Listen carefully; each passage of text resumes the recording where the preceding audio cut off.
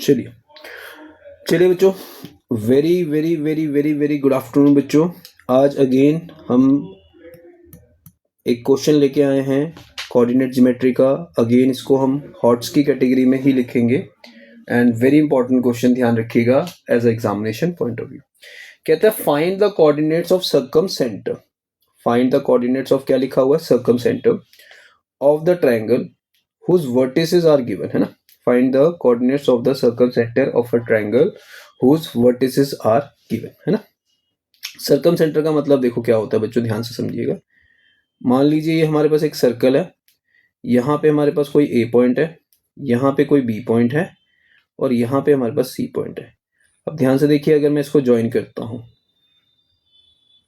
तो ये हमारे पास एक ट्रायंगल बन गई। क्या बन गई बच्चों? सारे ट्रायंगल। ट्रायंगल का नाम क्या रख दिया मैंने? ए बी सी, है ना। ट्रायंगल का नाम ए बी सी। ए के कोऑर्डिनेट क्या है बच्चों? 8,6, बी के कोऑर्डिनेट 4,-2 और सी के कोऑर्डिनेट बच्चों 2,-2। मान लीजिए इस सर्कल का जो सेंटर है वो यहाँ पे है। इस पॉइंट को हम क्या नाम दे सकते हैं? ओ। क्या है? x, y। अब आपको पता है ओ से ए की डिस्टेंस, ओ से बी की डिस्टेंस और ओ से सी की डिस्टेंस तीनों बराबर होंगी। ये बराबर क्यों होंगी? क्योंकि जो ओ ए की लेंथ है और जो ओ बी की लेंथ है और वो ओ सी की लेंथ है, ये तीनों इसलिए बराबर है क्योंकि ये क्वेश्चन में क्या है? इसका रेडियस है। तो मतलब ओ का ए से डिस्टेंस, ओ का बी से डिस्टेंस और ओ का सी से डिस्टेंस क्या होगा? सेम होगा। तो इस पॉइंट का जो नाम होता है इसको हम बोलते हैं सर्कम सेंटर। क्या बोलते हैं बच्चों? This point is called circum centre, है ना।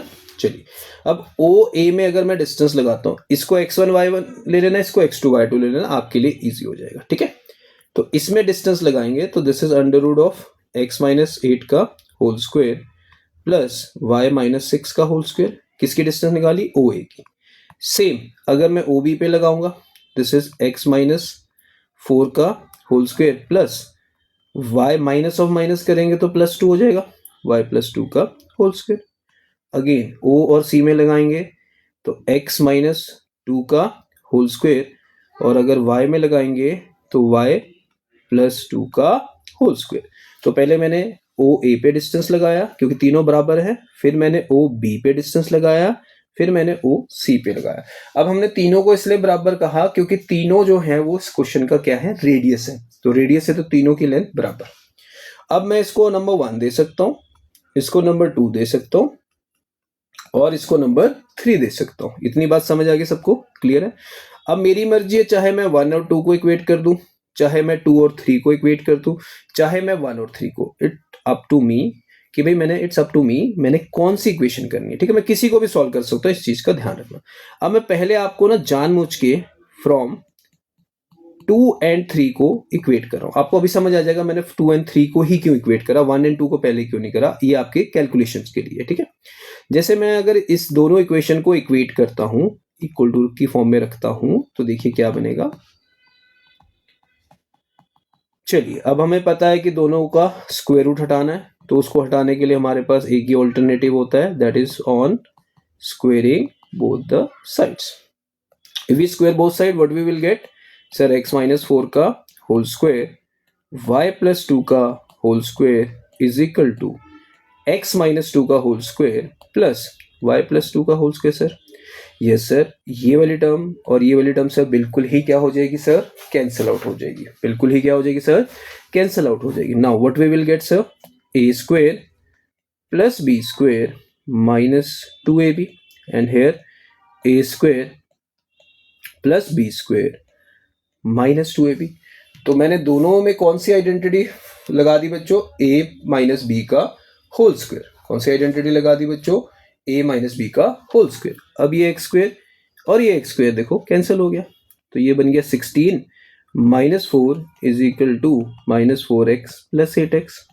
तो 12 इज इक्वल टू बच्चों 4x आ गया, तो ये 4 और ये 12 कट जाएगा। सो x की वैल्यू आ गई हमारे पास 3। तो तभी मैंने जानबूझ के बच्चों पहले मैंने 1 एंड 2 को नहीं सॉल्व करा, पहले मैंने 2 एंड 3 को कर लिया। वो आपकी चॉइस है, 1 एंड 3 को करना है 1 एंड 3 को कर लीजिए, 1 एंड 2 को करना है 1 एंड 2 को कर लीजिए। बट मुझे इससे क्या फायदा हो गया, इससे मेरे पास डायरेक्टली x की वैल्यू आ गई, और ये सब मैंने अपनी कैलकुलेशन को इजी करने के लिए करा है। ये सब मैंने कैलकुलेशन को क्या करने के लिए करा है बच्चों, इजी, ताकि मुझे ज्यादा टाइम वेस्ट ना करना पड़े। तो तभी मैंने थोड़ा सा कंसेप्ट लगा के पहले सेकेंड एंड थर्ड को सॉल्व कर लिया। अब मैं अगर इस इक्वेशन में फ्रॉम 1 एंड 2 इक्वेटिंग करता हूं, what we will get, x minus 2 8 का whole square plus y minus 6 का whole square is equal to x minus 4 का whole square plus y plus 2 का होल स्क्वायर। अब मुझे पता है दोनों तरफ अंडर रूट आ रहे हैं, वो मुझे दोनों ही हटाने हैं। तो दोनों हटाने के लिए मुझे फिर से एक स्टेप फिर से करना पड़ेगा कि भाई ऑन स्क्वेयरिंग क्या कर दीजिए बच्चों, बोथ साइड। ऐसा क्यों कर रहे हैं सर, क्योंकि सर दोनों तरफ स्क्वायर रूट है और स्क्वायर रूट हटाने के लिए squaring on both side. Yes है सबका, बिल्कुल सही है यहाँ तक। चलिए अब बच्चों हमारे पास स्क्वेयरिंग करने के बाद दीज आर द इक्वेशन जो हमारी फॉर्म हो रही है ना। अब हमारे पास क्वेश्चन में क्या x की वैल्यू है सर, यस सर बिल्कुल है। तो substitute the value of x। तो मैंने क्या करा, सारी जगह वी replace the value of x। तो मैंने हर इक्वेशन में जो था उसमें x को 3 से रिप्लेस कर दिया। 3 माइनस ये क्या हो जाएगा, -5 का स्क्वायर प्लस y माइनस 6 का whole square is equal to -1 का होल स्क्वायर, और ये हो जाएगा y प्लस 2 का होल स्क्वायर। बोलो क्लियर है मेरी बात, ओके। चलिए इसका आ जाएगा बच्चों 25, इसमें लगेगी identity a square plus b square minus 2ab, इसका स्क्वायर 1 हो जाएगा। इसमें भी आइडेंटिटी लगेगी a square plus b square plus 2ab। अब बच्चों दोनों में कोई ऐसी टर्म है जो कॉमन है, यस सर, ये y स्क्वायर सेम साइन है, कट जाएगा। 36 में अगर मैं 25 ऐड करता हूं तो 61 होता है बच्चों। ये 5 प्लस क्या हो जाएगा 4y। अब 61 में से हमने माइनस कर दिया 5, इधर रह गया बच्चों 4y प्लस 12y। बोलो भाई मेरी बात यहाँ तक क्लियर है सबको। अब 61 में से अगर मैं 5 सब्ट्रैक्ट करता हूं तो मेरे पास आंसर आ जाएगा 56 इज इक्वल टू 16y। बोलो मेरी बात क्लियर है। एक बार फिर से देख लीजिए, कैलकुलेशन में हमने इक्वेशन नंबर 2 और इक्वेशन नंबर 3 को इक्वेट 1 और 2 को इक्वेट करा है। x माइनस 8 का whole square plus y minus 6 का होल स्क्वायर, x माइनस 4 का whole square plus y plus 2 का होल स्क्वायर, फिर स्क्वेयरिंग ऑन बोथ साइड करा हमने। इसमें x की वैल्यू हमारे पास कितनी आई थी, 3 आई थी। 3 माइनस 8 5 का स्क्वायर 25। इसमें लगा a square plus b square minus 2ab। यहाँ पे भी x की वैल्यू हमने 3 रिप्लेस कर दी बच्चों। तो जब हमने x की वैल्यू 3 रिप्लेस करी तो ये -1 का स्क्वायर तो 1 ही हो जाएगा। ये a square plus b square plus 2ab, y square और y स्क्वायर क्या हो गया, कैंसल आउट। तो 25 में 36 ऐड करा, यू विल गेट 61। 61 में से हमने 5 सब्ट्रैक्ट कर दिया। ठीक है, क्लियर है। अब ये चॉइस आपकी है, भी आप 1 एंड 3 को भी इक्वेट कर सकते हैं। 1 एंड 3 को भी इक्वेट करते हैं तो you will get the same answer. एक बार इधर भी हम कैलकुलेशन देख लें, a square plus b square minus 2ab, और दूसरी कंडीशन क्या थी, a square plus b square minus 4ab, मतलब 4x हो गया। तो ये वाली टर्म तो कट गई थी, x स्क्वायर से x स्क्वायर कट गया, ये बन गया हमारे पास इधर जाके -4x plus 8x 4x, 16 minus 4 12, 4 से 12 कट गया तो x का आंसर 3 आ गया है ना। फिर हमने x का आंसर यहाँ पुट कर दिया तो y इज इक्वल टू 56/16।